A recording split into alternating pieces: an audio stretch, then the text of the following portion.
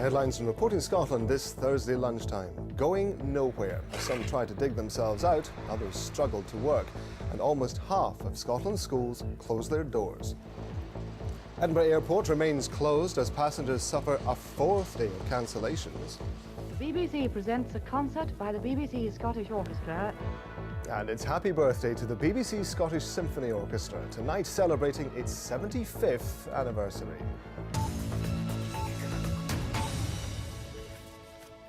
Good afternoon.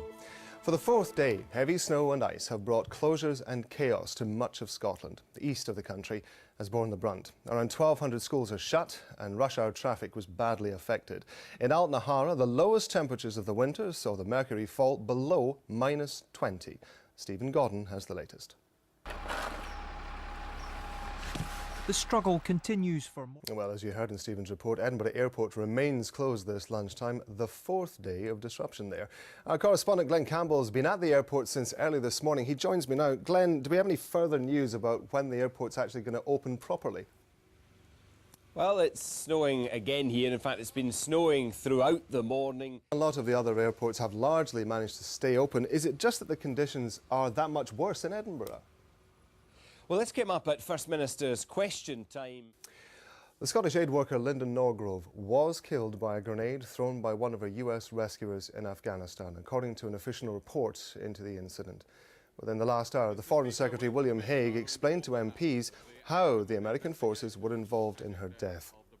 He also paid tribute to Miss Norgrove's parents, who are from the Western Isles. He met them this morning to brief them on the findings of the investigation. Although the US soldiers did report their own use of a grenade. The Royal Bank of Scotland has been cleared of any wrongdoing in the years running up to the financial crisis. The city watchdog, the Financial Services Authority, is ruling out any action against former bosses of the bank, including Fred Goodwin, and says RBS made a series of bad decisions, but these had not been down to a lack of integrity. Music lessons in Aberdeen schools could be scrapped and the instruments may be sold off to save money. It's one of many cost-saving ideas being considered by local councillors. They want to save £127 million over the next 5 years. Earlier this week, school pupils staged a noisy protest at Aberdeen's townhouse against the plans.